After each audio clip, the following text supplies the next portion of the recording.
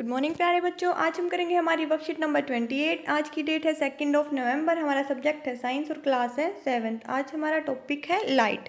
Light में हम आज किस चीज़ के बारे में पढ़ेंगे कि लाइट कैसे ट्रैवल करती है। बिल्कुल एक स्ट्रेट लाइन में ट्रैवल करती है। ठीक है बेटा, आज हम इस चीज़ के बारे में पढ़ेंगे। कुछ चीज़ें दे रखी हैं जो हमने ऑब्जर्व करनी है। क्या है ये? एक light beam from a narrow hole. किसी भी नैरो होल से क्या आ रही है? एक लाइट बीम आ रही है। और वो कैसे आ रही है? बिल्कुल स्ट्रेट लाइन में आ रही है। ठीक है बेटा, ये भी नैरो होल है, इससे भी क्या है? एक स्ट्रेट लाइन में आ रही है। सेकेंड है light beam from the headlight of a car. Car की हेडलाइट से भी लाइट बीम आ रही है। ठीक है, light beam from a torch. Torch से भी लाइट बीम आ रही है। देखो बेटा, यहाँ से ये भी स्ट्रेट लाइन में आ रही है। Light beam of a search light from a light house. एक लाइट हाउस में जो एक सर्च लाइट से भी एक क्या है, तो वो लाइट आ रही है, वो भी क्या है? स्ट्रेट लाइन में जा रही है आगे। ठीक है, तो इससे हमें क्या पता चलता है कि लाइट जो है वो ट्रैवल करती है। कैसे ट्रैवल करती है? वो एक स्ट्रेट लाइन में ट्रैवल करती है।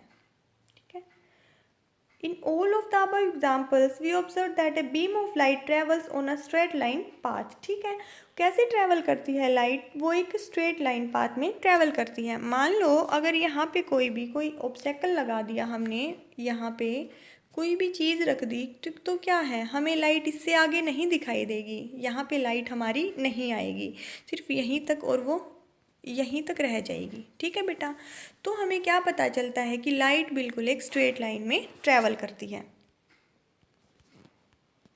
हमें क्वेश्चन दे रखे हैं, seat at a calm place and cover your eyes with your hands, do you able to see anything.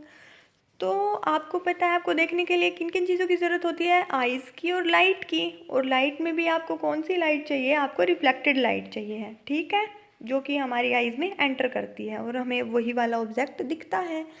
तो हमें क्या करना है? किसी भी काम प्लेस पे बैठना है और अपनी आइज़ को किससे कवर करना है? अपने हैंड से कवर करना है।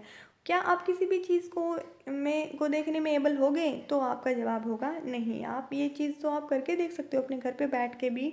No, we can not able to see anything. ठीक है, यही पूछा गया है सिर्फ, तो हमने इसका जवाब दे दिया। सेकंड हमें दिया गया है, to see different things around us and to observe the colorful world around us we need two things। जैसे मैंने आपको बताया कि हमें दो चीज़ों की ज़रूरत होती है, आइज़ की और लाइट की। अगर आपके पास आंखें नहीं होंगी, आइज़ नहीं होंगी, सिर्फ लाइट होगी, तो भी आप नहीं देख सकते। और अगर आपके पास सिर्फ आंखें होंगी और अंधेरा होगा, तो भी आप नहीं देख सकते। ठीक है, तो दोनों चीज़ों की ज़रूरत होती है आपको। सेकेंड क्वेश्चन हमें दिया गया है, suppose you are doing an activity at your home as shown in the figure, what do you observe. ठीक है, आप एक एक्टिविटी कर रहे हो। इस एक्टिविटी में आपको दिया गया एक तो स्ट्रेट पाइप है और एक बेंड हुआ हुआ पाइप है। यहाँ से ये बेंड हो रखा है।